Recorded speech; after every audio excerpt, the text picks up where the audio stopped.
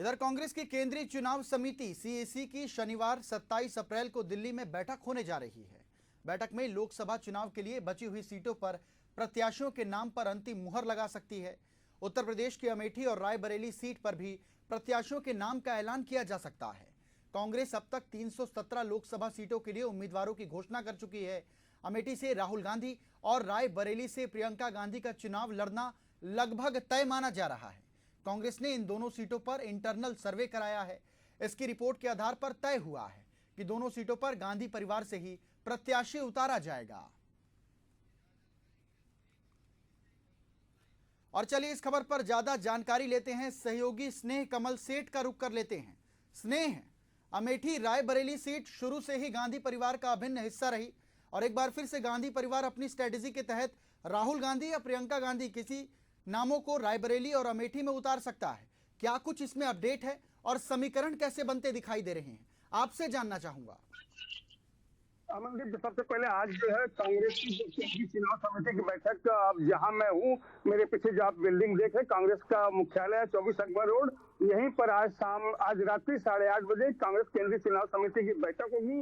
अब तक कांग्रेस की कुल 317 सीटें घोषित कर दी। कोटे की जो बची हुई लगभग 13-14 सीटें और उन पर आज अंतिम मुहर जो प्रत्याशियों पर लग सकती है। अमनदीप, लेकिन सबसे अधिक जो निगाहें होंगी उत्तर प्रदेश जो 2 सीटें बची हैं, अमेठी और रायबरेली।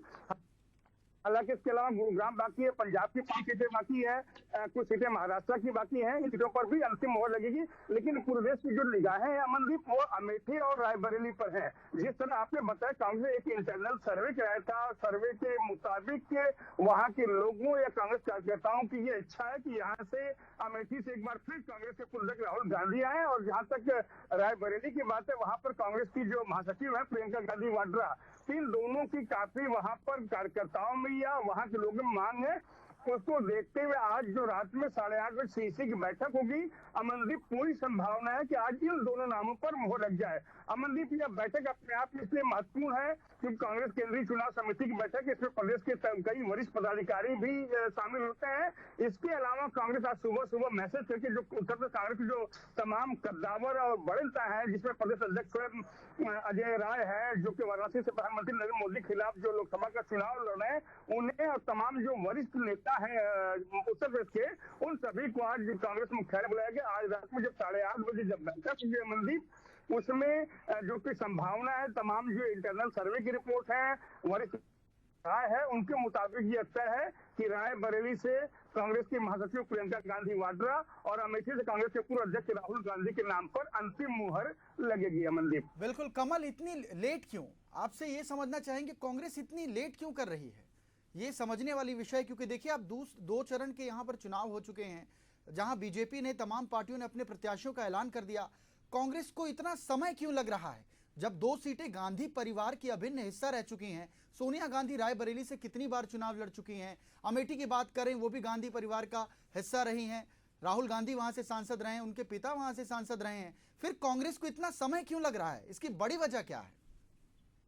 अमनदीप, कहीं न कहीं जो कांग्रेस का जो सूत्र है, जो वरिष्ठ नेता है, उनके मुताबिक कांग्रेस की सोची समझी रणनीति थी। वो स्वयं चाहते थे कि वायनाड में मतदान हो जाए। मतदान का जो चरण था, वायनाड दूसरा चरण, वो चाहते थे वायनाड में पहले चुनाव हो जाए, उसके बाद हम अमेठी घोषणा करें। वो कतई ये संदेश देना नहीं चाहते थे कि वायनाड के अलावा राहुल गांधी अमेठी से भी लड़ेंगे। और जैसा कि ये संदेश न जाए कि हाँ, राहुल गांधी अगर अमेठी से भी लड़ेंगे तो जीतने के बाद वायनाड छोड़ देंगे।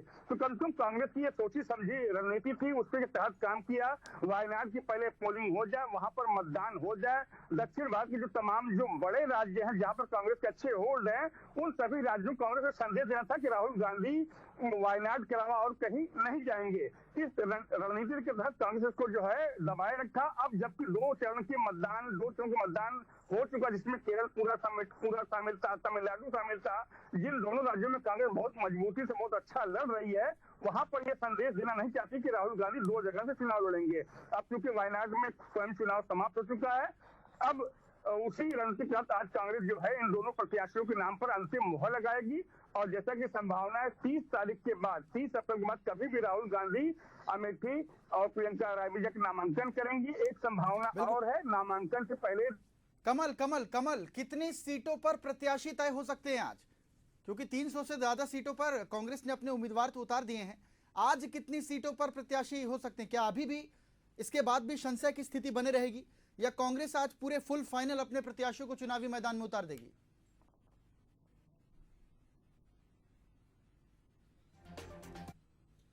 कमल, हमारी आवाज आप तक पहुंच पा रही है?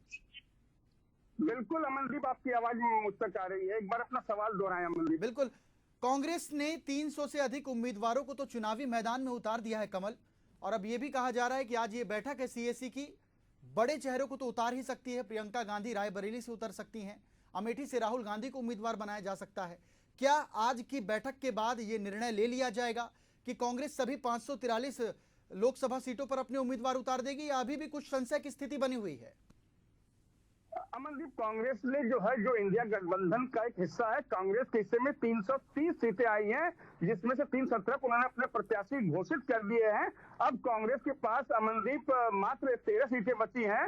उन 13 पर प्रत्याशियों का चयन करना है। क्योंकि कांग्रेस गठबंधन के तहत लड़ रही है, 543 सीटों में से कुल कांग्रेस खाते में जो 330 सीटें आई अमनदीप, उनमें ही प्रत्याशियों का चयन करना था। और जैसा कि आपने बताया, 317 प्रत्याशी घोषित हो चुके हैं। तो अब 13 सीटें ऐसी हैं जिसमें कांग्रेस को अपने प्रत्याशियों का चयन या उसकी घोषणा बाकी है, जिसमें 2 सीटें उत्तर प्रदेश की जो हाई प्रोफाइल सीटें हैं, अमेठी और रायबरेली शामिल है। चलिए, तमाम जानकारी के लिए बहुत शुक्रिया स्नेह कमल आपका, और बड़ी जानकारी आपने हमारे साथ साझा की है और दर्शकों को भी ये काफी लाभदायक लगी होगी।